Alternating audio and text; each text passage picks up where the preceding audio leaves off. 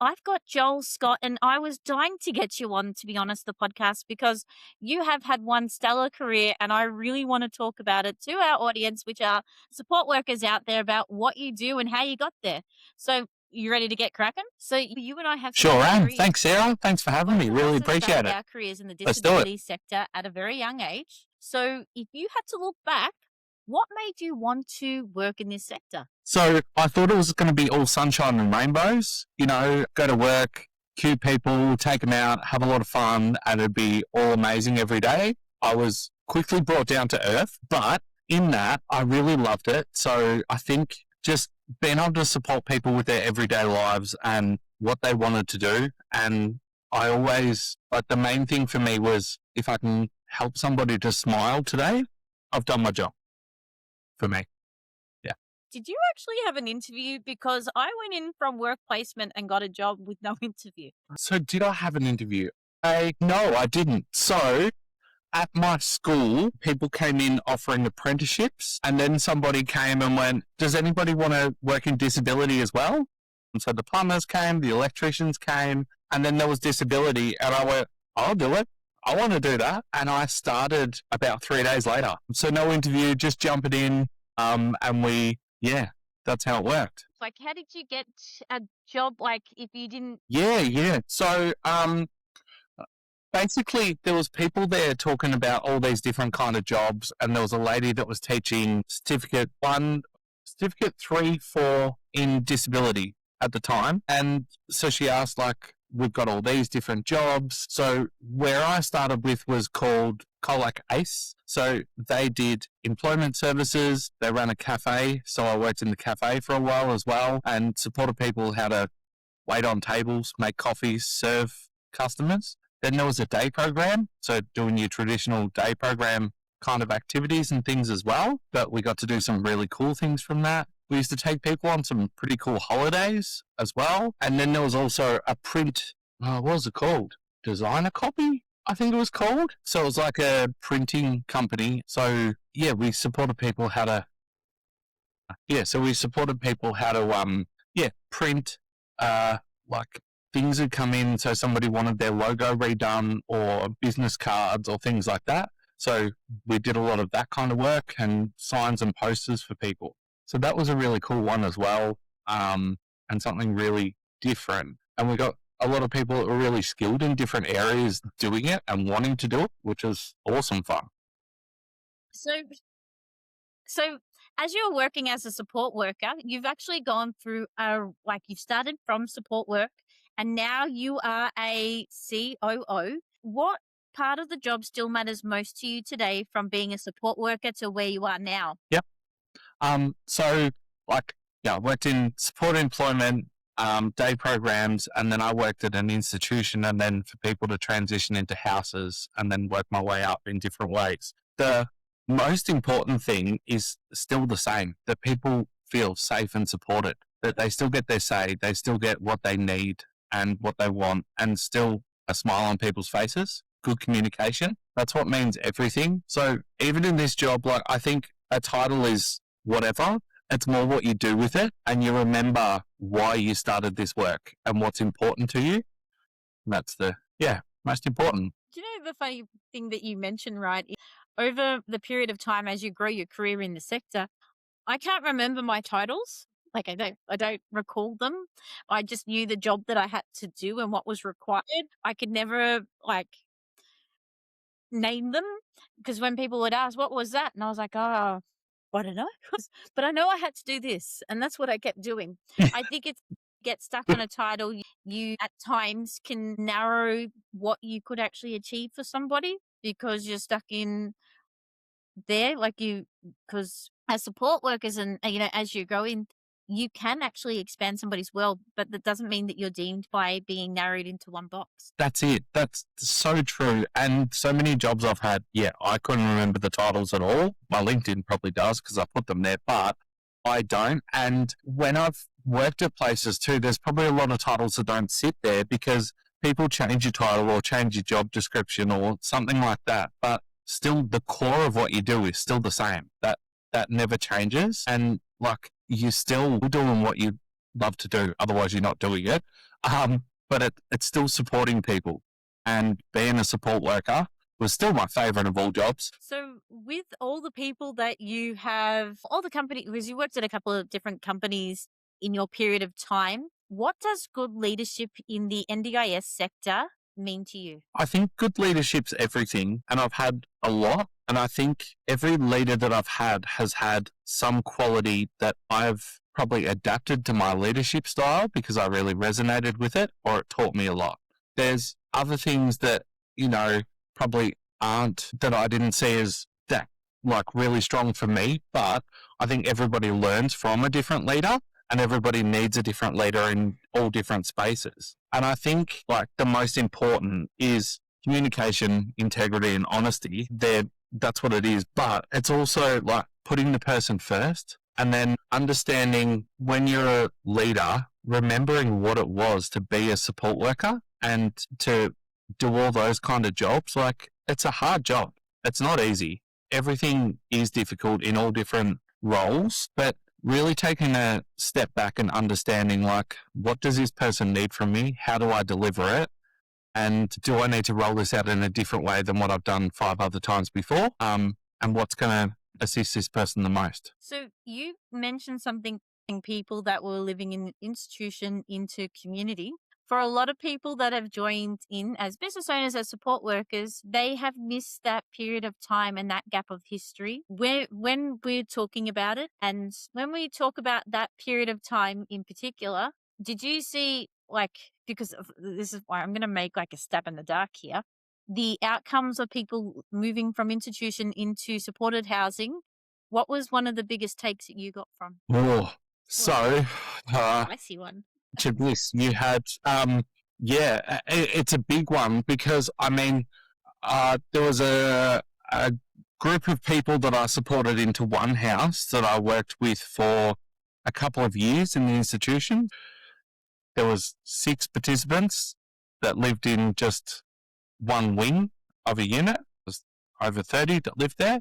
And then they moved out. We did a matching process with other units as well to move people in together because it was a lot, but they had 1 staff to 6 people there. Moving into a house became 2 staff to 6 people, which was huge. That was a massive, massive change, even though in today's world that is not. And people, like I remember taking a gentleman out and he could use his money to decorate his room and parts of his house and choose different things. And then we got chooks and people would go out and get the eggs. And then for the first time in a lot of people's lives, they were part of cooking because at the institution, a truck would come and deliver all the food. So this was very overwhelming for months for people, smelling food being cooked and not realizing I can't eat it straight away. What is this? How does this work? So there's such a big, big, big difference from what things used to be. And that's just with state government funding as well, as opposed to now with NDIS funding, which I know people struggle with and it is difficult at times, but it's a million times better than what the funding was and still so much more individualized to what it was. You've got me there. You got me at my heartstrings, because they're getting more than ever before. And I know the media, the way that it's portrayed at the moment about cutting, I get the angst around it, but I feel like as dinosaurs and as Yes. as people that have seen what support looks like on bare minimum to what it looks like now, it's wild. But also, I love the fact that you were talking about that when people were entering into their houses, they got the opportunity to, decorate their room and decorate elements of their house to make it suits their own personality. And do you find that message at this period of time can be a little bit lost because the seal space has exploded itself so big? To be honest, like it's gotten really big back then. When you were moving out of institution into homes, it was normally state run. And if it wasn't state run, it was some really small providers. Yeah, it's very much lost, I would say now, of like how this works, because I would say the big difference now is I find that people are often trying to climb over each other to get business instead of putting the person first. And that's what I struggle with the most.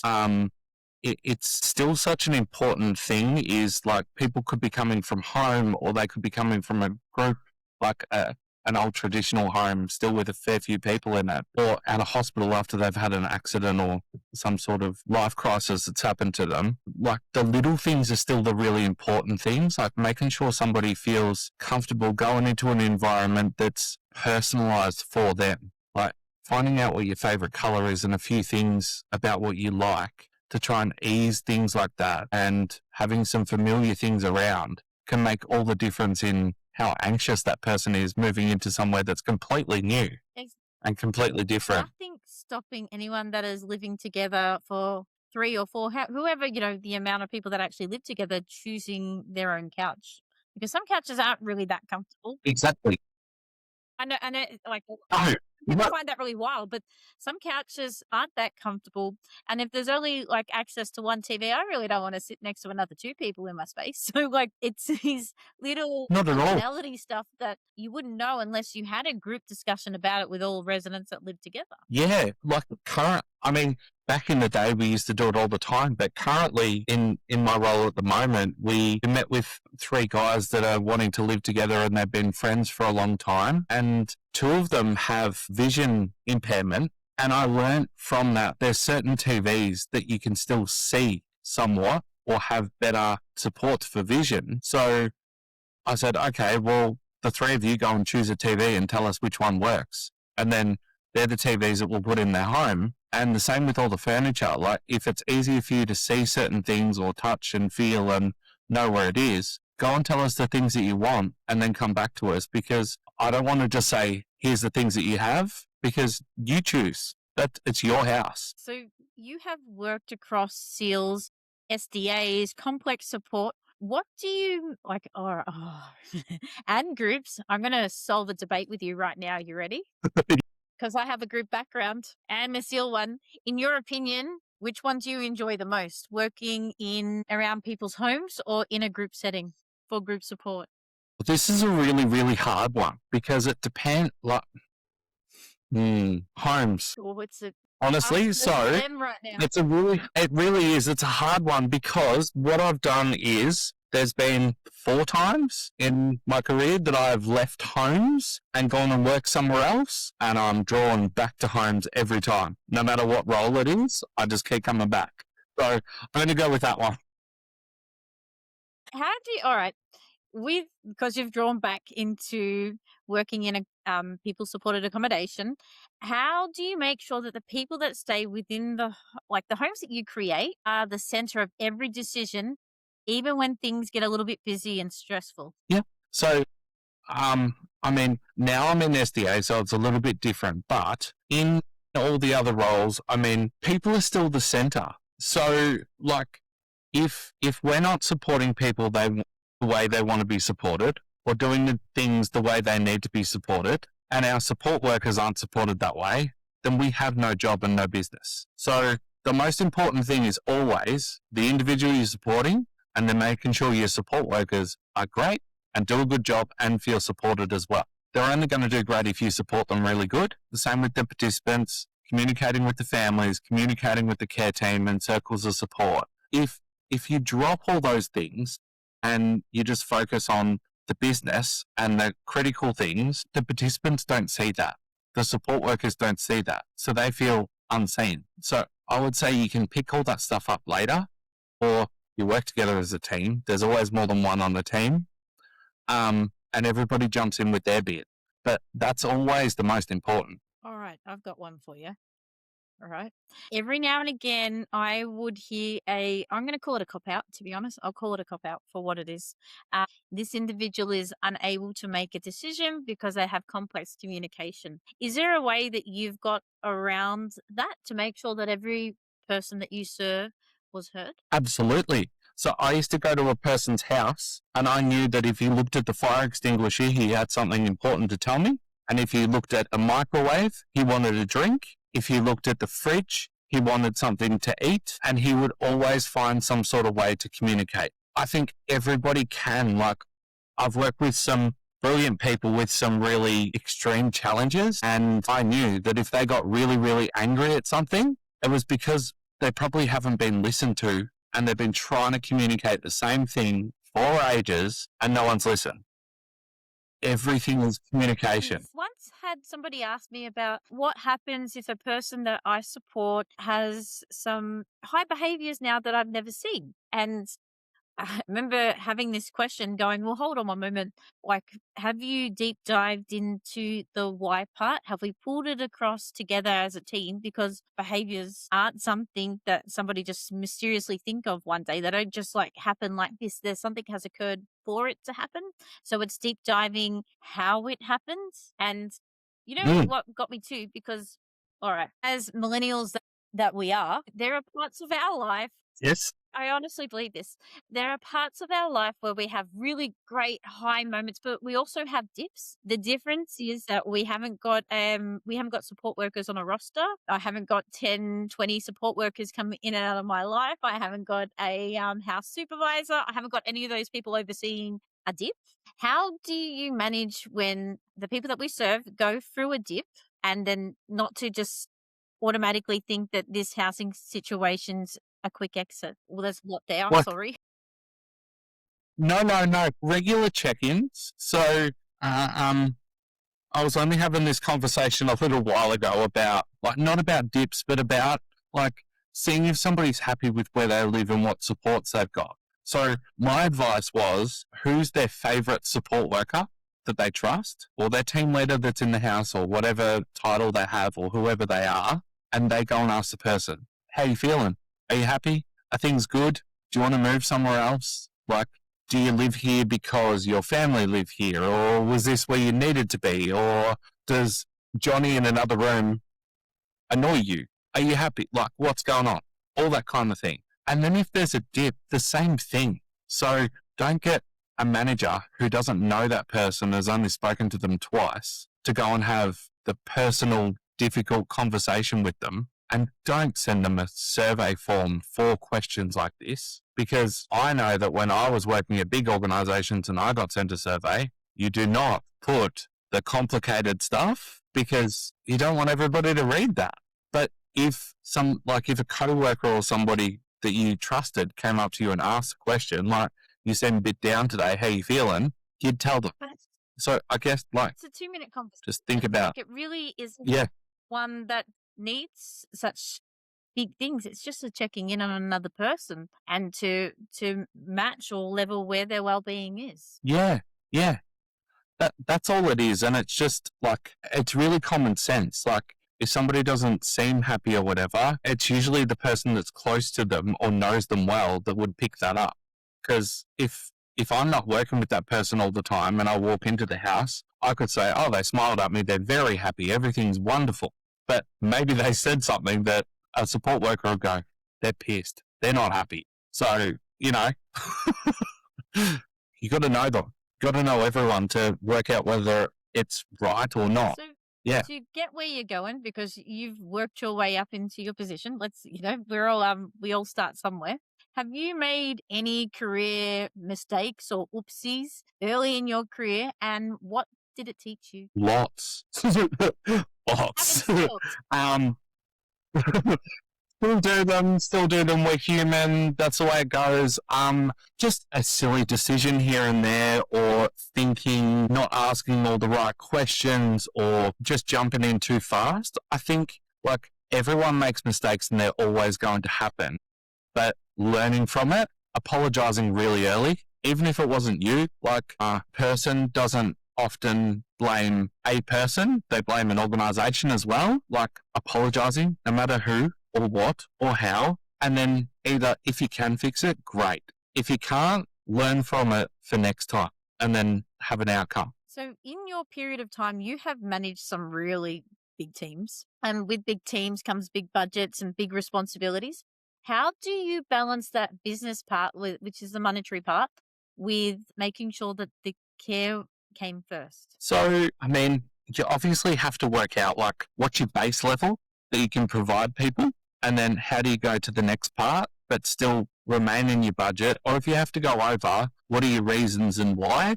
So in bigger organizations, you could always find a reason to go a little bit over for a certain period, but you could always work out with their funding when you could go lower. So there's always ways to do that. But if you're not putting the care first and the person first, then it's not going to be a very successful business. At the same time, if you overspend, you're going to run out of money and then you can't provide services anymore.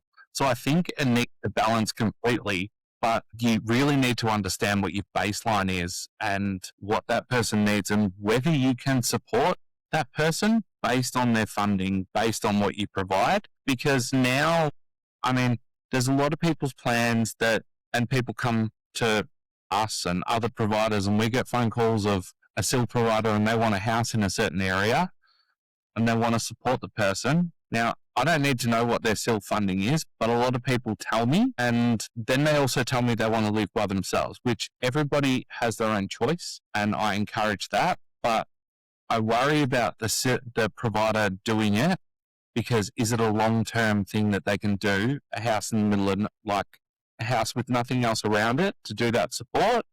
Or should they be looking at something that has a villa that's partly connected to somewhere, and then you can do that, and it still manages the care and the business with like not losing what the person wants, but it's also not risking your business as well and the longevity of that person's support. It's an icky one, isn't it? Because as a provider, we want to make sure that we set people up for success and what success looks like. To be, I believe, a really good provider is to be open, to collaborate with others. You don't need the whole pie. Yeah.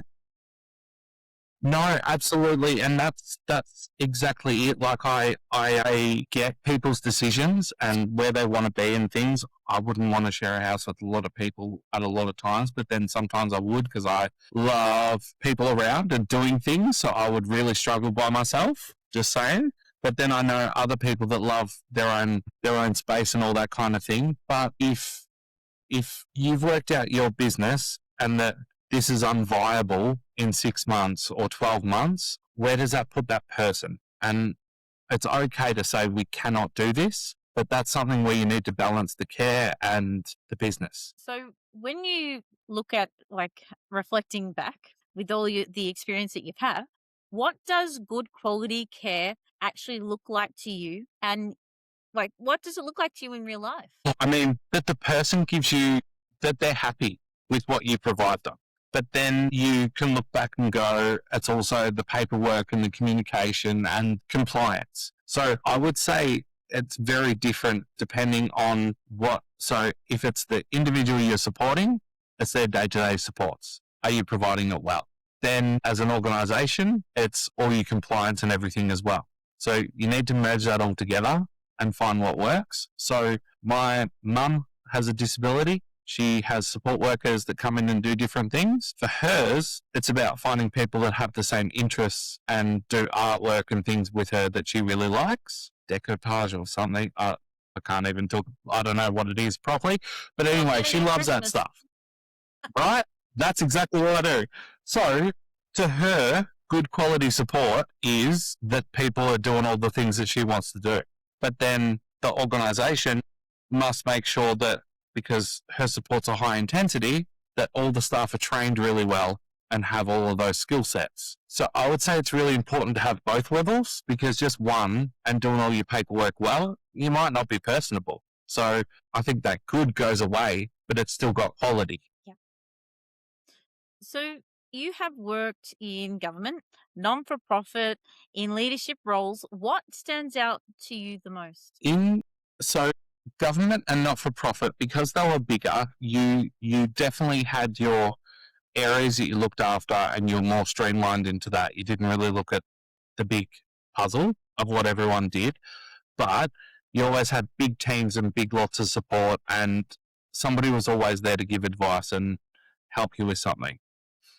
On the flip side, a private organisation, so a for-profit, has less people often, but you can pivot faster and it doesn't take as long for people to make decisions because you don't have such big teams in every area. They're the big differences that I've seen, because I think both both have really good qualities, and it's a mix of like, I wouldn't say either are better than the other or anything. I would just say different in different ways, and it really depends what you want. But I would also say that as a training ground and starting, a bigger was really good Yes.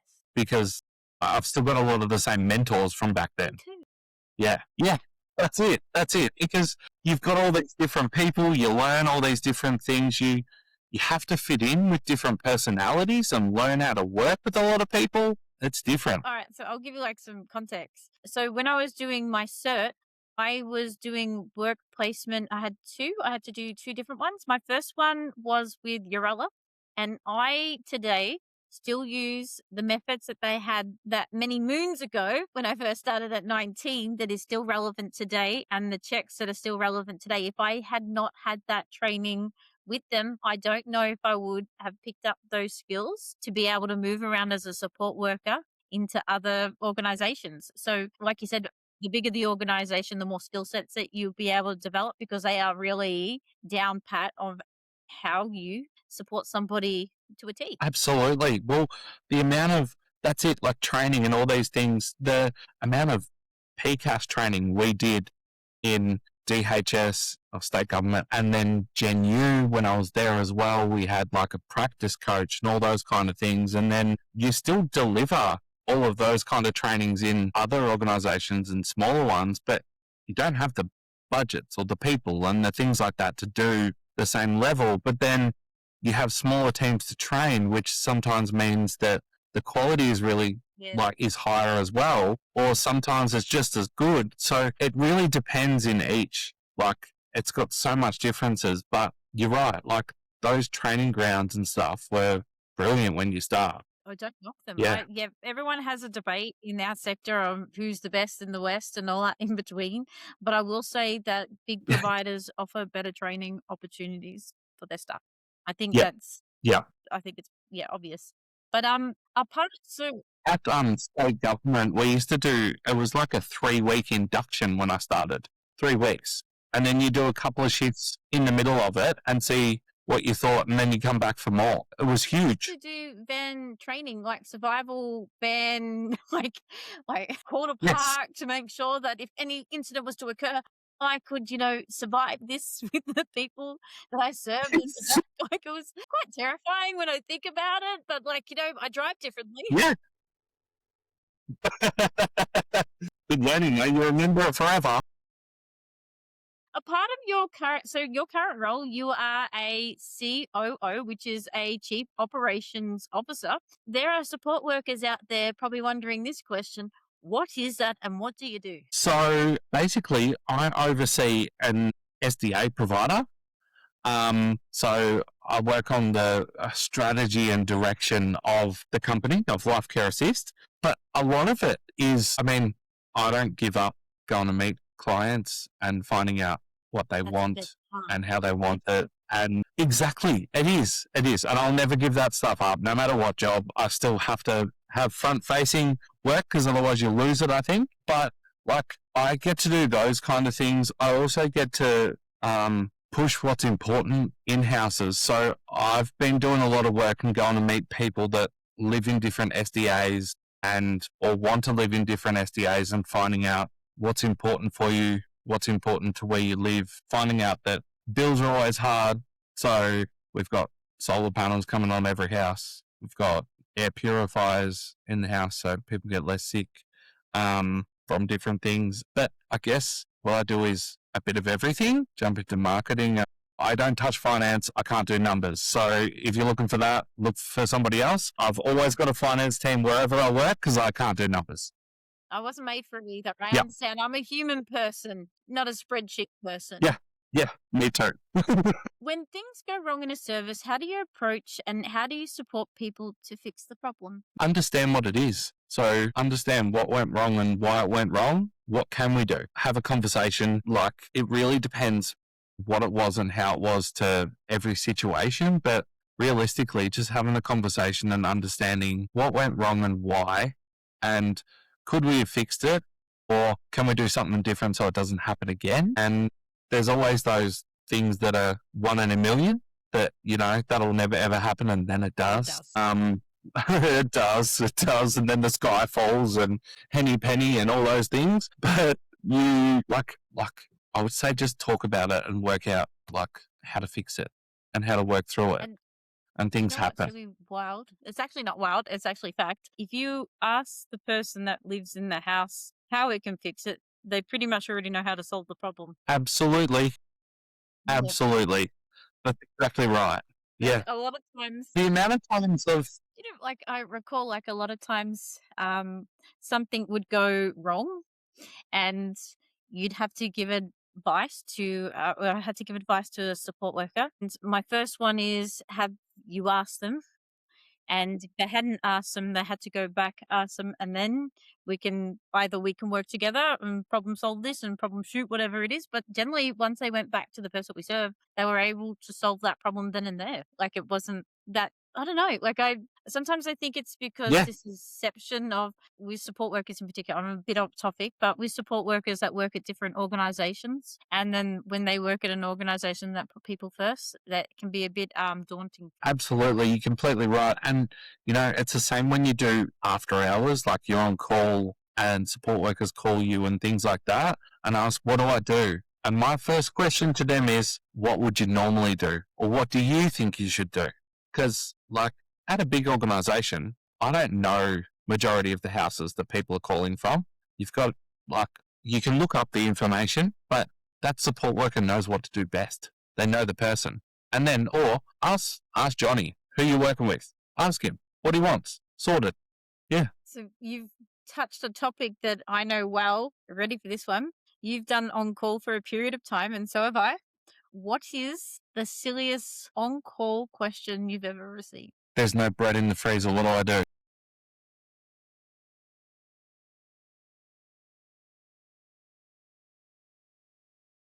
You ready for this one? I got, they're in their bedroom. What do I do? I know, like, like, leave them alone. Give them some space. That'll be good. Yep. So yeah, when you've got people that receive their training on what good support looks like at different organizations, sometimes for support workers it can be really overwhelming to figure out where you fit in the next organization. I get that. Absolutely, it can. And different managers and leaders and organizations have different ways of asking or expecting or like different things. Like I used to say to people, there's no such thing as a silly question because people think even the big questions that are really, really serious are a silly one because they probably hasn't been received all that well before. So it's a really important thing because no matter what we think, it's probably really, really relevant and somebody else is probably thinking the same thing. Do you know what I've always thought is that I've always loved the little questions or the little pickups because if I can pick it up why it's little and insignificant, it never had an opportunity to get any bigger. So it's, I don't know, you sat on that one, but you know what? Complain to me about there's not enough bread in the freezer. What's going wrong here? Why did we have bread in the freezer to begin with? What did we miss? What process? That's it. Yeah. And it was really simple. I'm like, can you take some people out for a drive and go and grab some? Yeah. God, off you go. But there's no money in the house. Well, that's okay. Just if you buy it, we'll make sure there's some money at the house for you tomorrow. Done. Bought it. You know what? Ready for this one? I once had that question and I was like, but they live next to a supermarket. Can't you just walk over together and get it? I'm not joking. That's like legit. No. I was like, all right. Yeah.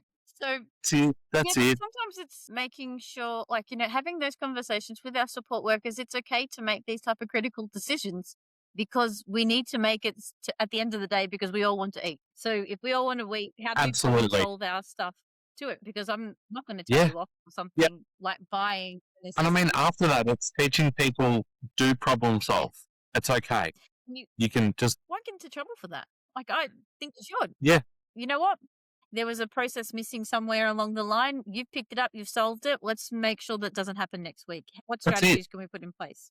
So, what motivates you to remain in this sector and keep going after the time that you've spent? Because, it can at times, our roles in this sector can be quite overwhelming. And it's because it's so people focused and driven. It can, it's kind of like you can suffer from a bit of empathy fatigue. Yeah.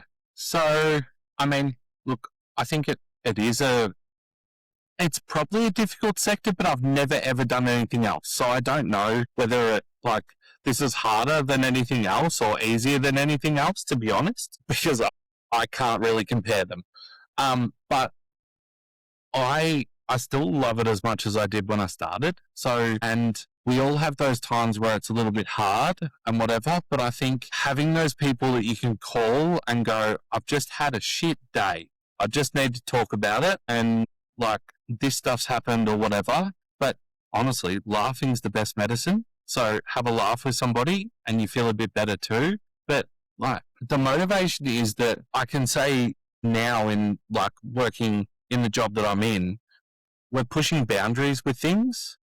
So like doing that, pushing boundaries, making things different and innovative and stuff like that, that's what motivates me. So it's not the same. It's always different. And I think at the period that I started in this, being a dinosaur, like a bloody T-Rex, like it was old school then, and then you just kept moving forward. And every few years it's moved forward from there, which that's what I really like. And the change all the time, but good direction of change. So, how did you find your tribe? People that you can talk to about having a bad day? Look, it can be hit and miss because I think you need to find absolutely your tribe, like the people that share the same vibe as you and do all the things. But I think for me, they're fun and happy people. So I go off other people's vibes and how they're feeling. So they have to be happy.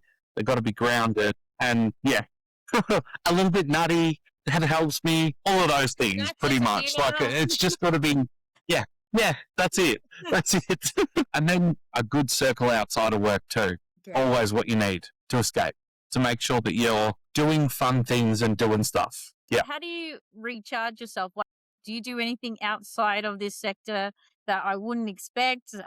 That you do just to, get yourself back on track that helps you switch off and recharge? Absolutely. So I've got a really good friend group that I catch up with often and do different things. On the weekend, we're actually doing the Gay Amazing Race. So it's like the Amazing Race that you watch on TV, but it's a car group for gay guys. And we are basically driving all around Melbourne and doing the Amazing Race. What do you win? It'll be awesome. What do you win? If you cross the line first? I don't know. I didn't even look at that. I just looked at this. Looks like fun. Let's do this. Look, I hope something good, but like I'm just excited for the day. Fail at that. My sense of direction is shocking. Mine too. Our partner, he will drive, and our other couple of friends will go with us. I'll just be the other person that has no idea what we're doing half the day, but it'll be good fun, I think. A little laughs. If you could give one piece of advice to anybody that is a new leader in the disability sector, what would it be? Be a support worker first. Yes, I like that. Sorry. Yep. Please do. Yep. Yes. I don't think you can understand the challenges that come with being a support worker, the good and the hard and the emotional stuff and all the other things that come with it until you've actually done it. Yeah. Yeah.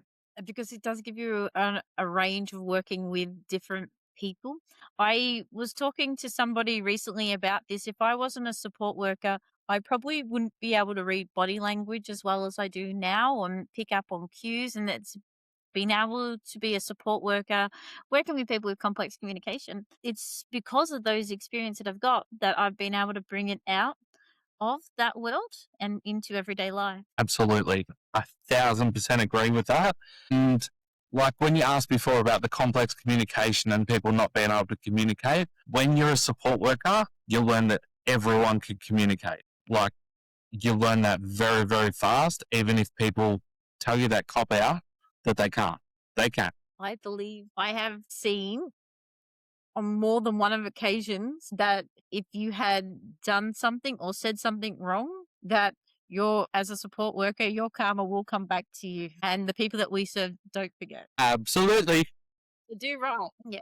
Yep. Good things come back to those good people. Bad things come back to those people too. Tenfold. Looking ahead, what do you hope most for our sector? What do you hope most for our sector, pretty much? I hope, like I was saying before, I'm still really glad that we've got NDIS as opposed to the old system. I hope that things become more clear all the time as well, which I know is hard.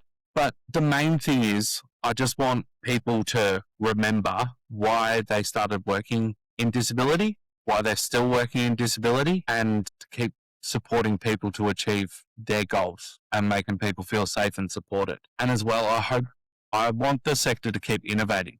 As much as I work for a provider and do things, I want others to do it as well, because more and more and more, if we're all trying to do better, then it's going to keep getting better. Yes, I love that. Yeah, you're right. But we all have to be in it together to get there. Yeah. So is there anything that you'd like to add in or something I haven't touched on for today's podcast that you'd love to talk about? Because I'm all ears. Listen, I'm nosy. Yeah, good. I guess I'd probably like to talk about, little for Life Care Assist. So we are developing a signature range of houses at the moment. Yep. Yeah, it's pretty exciting. I'm very excited about it. So is our team. So it'll be landing and people can come and see them after April this year. They're all going to have solar panels. They're all going to have these air purifier things. I can't remember exactly what they're called, but we'll send that out as well soon, which it helps purify the air and make it all nice. The houses, we have been working with people so they can walk into different tile shops and paint shops and choose their colours Well, that's and choose their wild. bathrooms, right? And Creating homes. creating homes. Yep. And people can create them themselves. And if you share them with two other people, you can still create yours. It doesn't all have to be the same. And with taps and things like that, they're all different choices and nice furniture. But then on top of that, suburbs. So good suburbs where anyone would want to live. There's lots and lots of options. So where are the signature range rolling out in particular? Is there a particular suburb that you're currently building in, or you're not allowed to say that? Yeah, so I can. So in Ringwood and Box Hill and Clayton and Springvale Not Windvale? are some of our early ones. No, none in Wyndham Vale. I think there's plenty there. Plenty. We're focusing on so when I was in other roles in SIL and now in here, there's a lot of people that come to us and want certain suburbs. They're the ones that we're going for because people want to live there, and why not? So how many houses do you guys have all up that you oversee? At the moment, we have 20 houses that we oversee, and in the future, we are building another, lots, because mostly people have ordered different ones or deciding on what they want. We have people going into tile shops today actually to choose what they would like. So yeah, there's a lot of different things happening, and yeah, I'll keep sending them out to people or ask me. And are you guys Victoria wide or use every state? Victoria and Queensland at the moment is our focus. And you guys just do SDA? Do you dabble in any other things like plan management, support coordination? You just do housing really good. We just do housing. We're just SDA. We do some home modifications because we don't want to do everything, and we're no conflict that way as well. It needs to stay like that. We also have an Indigenous group that do all of our housing builds as well. So a lot of people that needed a job and have started apprenticeships and things like that now too. And so we've been working pretty heavily with another organisation that runs that and gives people a go. Yeah. Cool. So because you're building to order, it means that when you build to order, there also has to be another organisation involved that provides support within the home for the people that we serve. Do you get an opportunity to work alongside our NDIS participants to choose providers that best suit their needs? Absolutely. So I would say we get probably 70% that come to us and say that they've already got a provider they'd like to bring with them. But then there's a high number as well of people that come and go, can you recommend a provider? And so I've often given people 3 different providers that I've either worked with before or somebody else has said about or something. It also really depends on that person's support needs to who, because I think every provider's got their niche of things that they're really good at as well. So how do Yeah. you get the list down to 3 when you're recommending the 3 providers of choice? What things do you look for? I ask the participant and their circle of supports, so their family and supports, support coordinator and things, what's most important, or what hasn't worked before, and what do you wish worked. And then I've put out into the LinkedIn universe and to other places as well and gone, can you provide this? Do you know how to do this? And is this something that's one of your priorities? And then I've said to participants and their families, when I provide some providers, interview them. Make sure you are happy with them. Go and meet with them and see. Because I'm like, I can give you all these providers, but they could be telling me whatever they want to tell me. You make that Weak as choice. frogs. That's how it happens until we find them. That's it. Exactly. And Exactly. once they enter And your house you never as know. well, just say you've got your 3 peeps living together, they can choose to kick out that provider if they're not meeting what is required for support. Absolutely. So only last week, one of the providers was replaced. They weren't meeting all the things that the participant wanted them to. So the family called us and asked what to do. And we said, we just need to give them notice. And have you got another provider coming in? So very simple. It was all done. And I'm like, it's for the participant. It is what they want. It's their home. So that's a part that We are just the landlord. that's what people After forget. that, I think mostly that they think that they can enter a sales space and it's like a set and forget. It isn't. It isn't a set and forget. You have to consistently remember your NDIS participants that you provide care for, and you have to do really good care, or else you will get shown the door. absolutely. Yeah. A mentor of mine told me years and years ago, and I still say it to people all the time and remember it. If you went into a restaurant and your waiter was playing on their phone and they were a bit crappy with providing you service, would you go back there and would you tip them? Nah, No. stingy. I wouldn't So tip them anyway. why would But somebody, exactly, but you wouldn't go back there ever because there's all these others that you can go to instead. 100%. So yeah, I think that's something to bear in mind as well, especially because I know that I feel like in our space, the opportunity that most people lean into is to want to be a SEAL provider, which I'm not for because I don't believe that everyone should be a SEAL provider. And I think you should start with supporting somebody 2 hours a week until you get really good at supporting people and understanding what it takes to support somebody. Because when you're get into the SEAL space and being the provider of choice, you really need to show up for somebody in the fullness of their life, not just for a couple of hours. You're there. You're it. Is there anything else You're you it. want to And talk about working before? in still is very hard. So you have No, to do it okay. right. Oh, good. I got you.